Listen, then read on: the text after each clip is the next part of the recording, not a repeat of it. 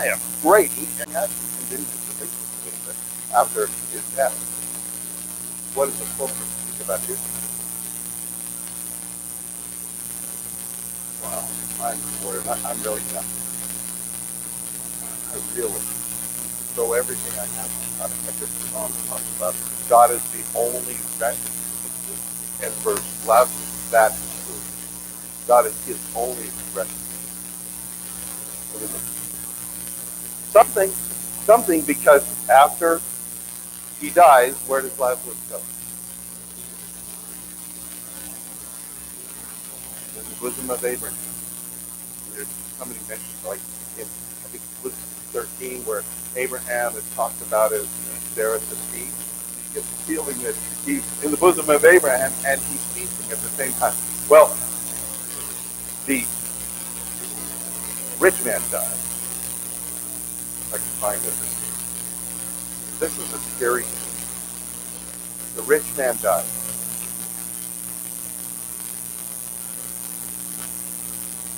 Barnano, in his novel, The Diary of a Country Priest, said, one of his characters said, just you wait. Wait for the first quarter of hour of silence after your death.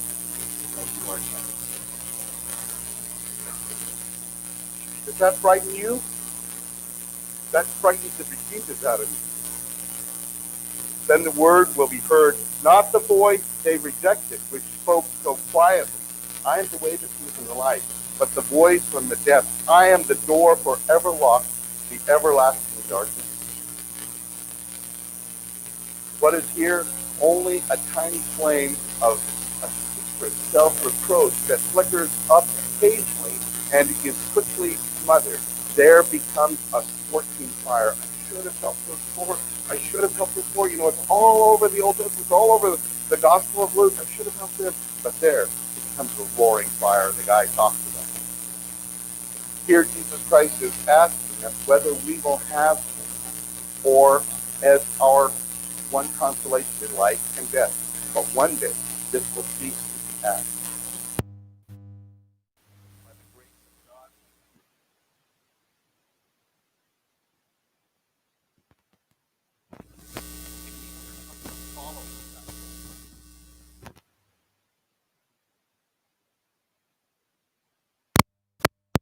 We still have time to turn back home, but one day finally comes the period. What is it about a period in a sense? Pardon? There is no more. And then even Lazarus will not be able to come and help us.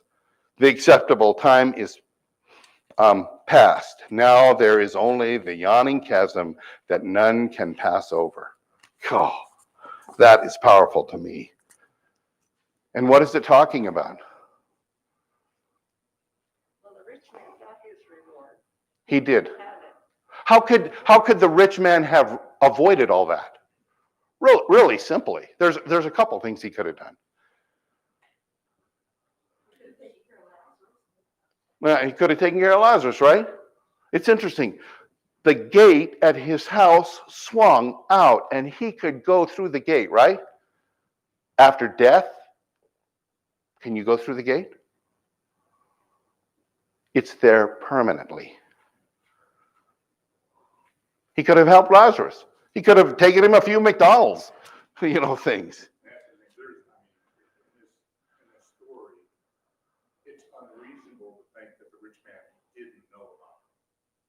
Lazarus was at his gate. And so every time he went in and out, Lazarus was there. And so you can't even, he doesn't even have the defense. I didn't know. That's right. And in fact, when he's in hell, or when he's tormented in Hades, does he know who Lazarus is? Isn't that funny? He knows who Lazarus is. How did he know that? It's not just a sin of omission. Well, I didn't know the guy was there. I'm sorry, God. He knew who Lazarus was. In fact, he knew his name. And he never helped him, never went through that gate. Okay, the rich man is in hell. What does he want Lazarus to do? Isn't that ironic? The guy wouldn't go out through his wall and through his gate to help the guy. Now what does he want Lazarus to do? He wants him to leave, basically heaven, the bosom of Abraham, and come down to hell where it's super hot and super terrible and help him out. What does he think Lazarus is?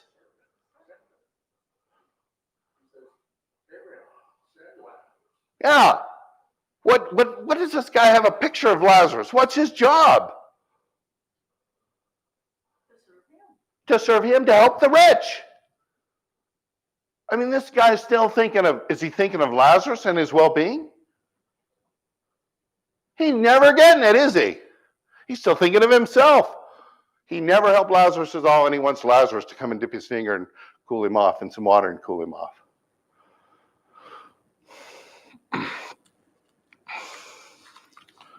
That Lazarus' name is known.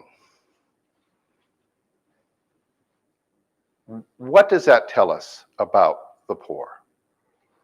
Besides the fact that it may be a real story.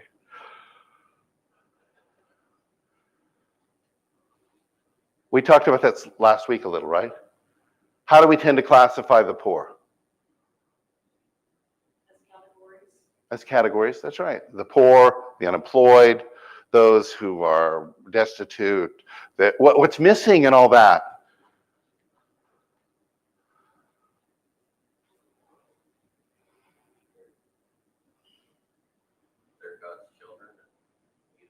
They're God's children, good, and they need help. And who are they?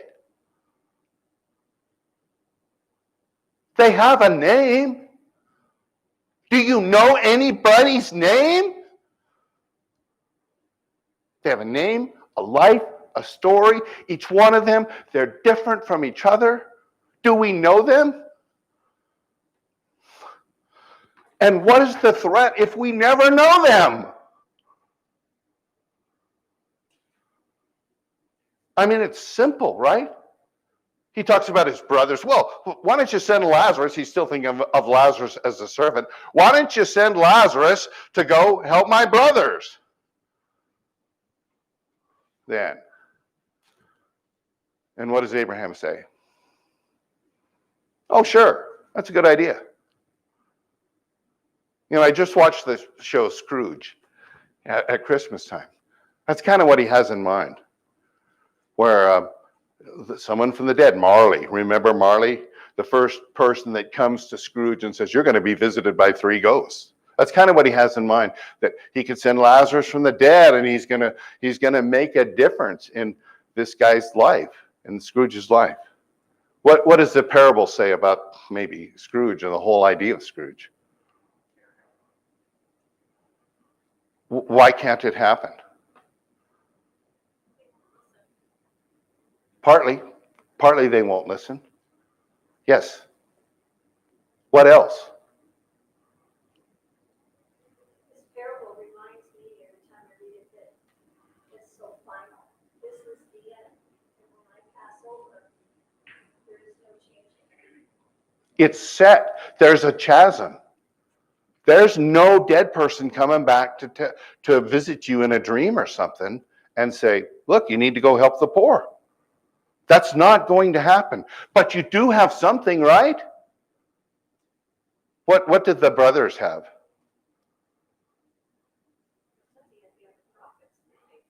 They had Moses and the prophets. What does Moses say? Exodus 22, verse 27. If you take somebody's cloak, verse 26, if you take somebody's cloak and don't return it, they need that cloak to stay warm. If you don't return it, verse 27, they will pray to God and God will hear them. And he will hear them what? Against you. You ever get that feeling? I mean, you go by a poor person that needs help and maybe that poor person prays to God. God might hear their prayer and hear it against you or me.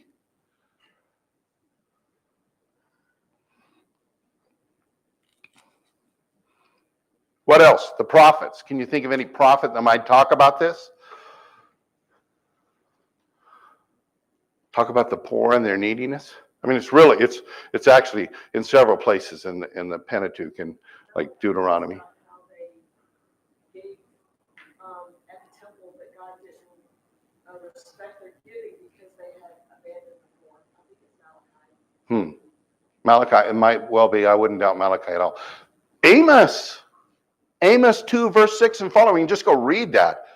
The rich, what do? They trample the head of the poor. What do you think that means?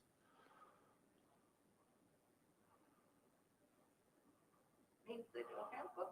They don't help them. In fact, they use their laws, their rich laws, to take away from the poor.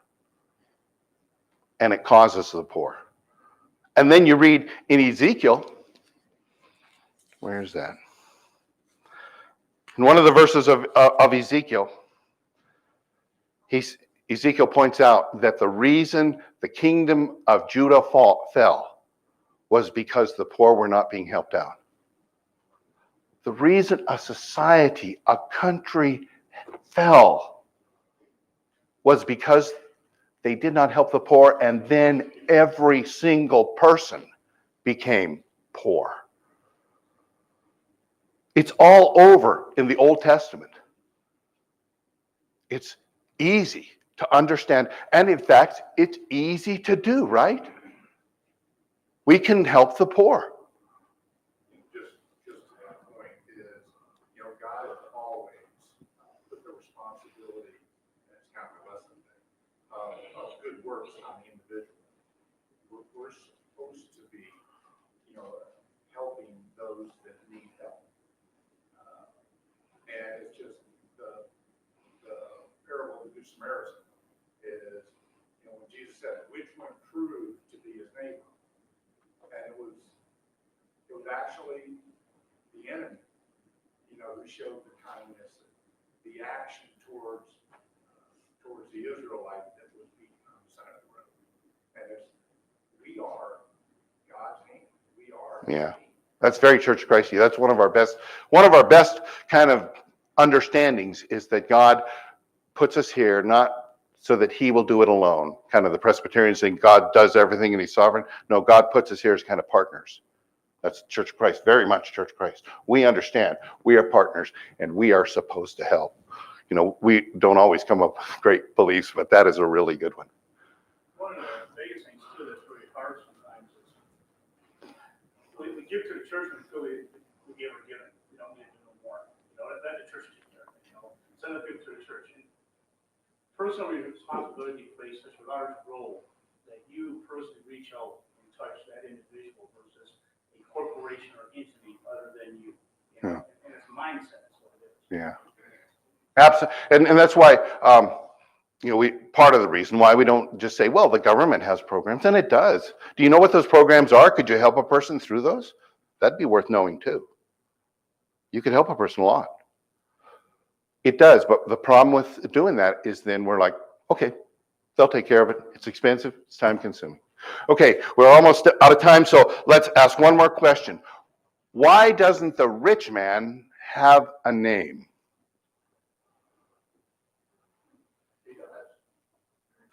No, he doesn't. Yeah, a rich man. Yeah, that's his characteristic.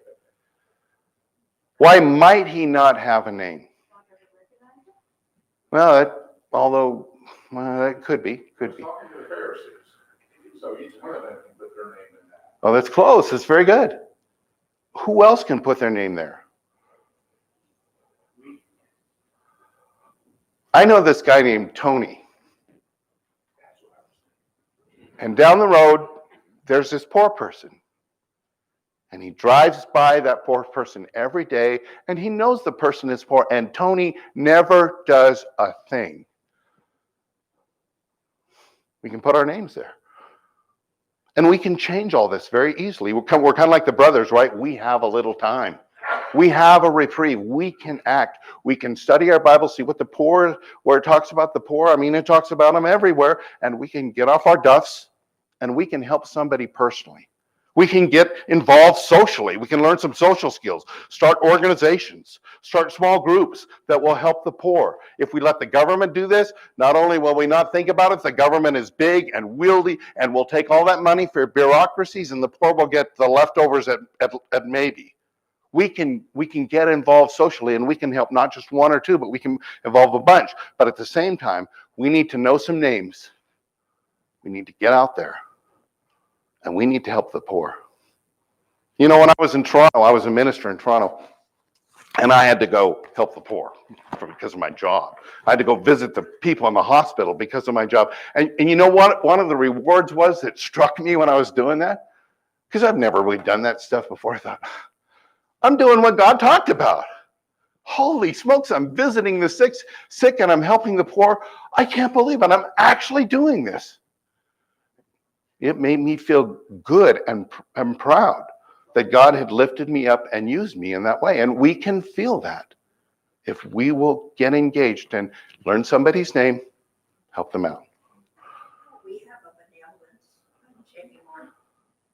Absolutely. We need to get involved in that. We had a whole bunch of people who were involved with benevolence in this church. Yeah. And I know it's hard. And I know the poor are hard to be around. And I know that they're there for selfish motives. But we did talk last week about what is important here. Sometimes it's not who they are that's important. It's who we are. Are we the kind of people that will help somebody needy? God's interested in who we are and whether we will do it or not. Okay, we're done.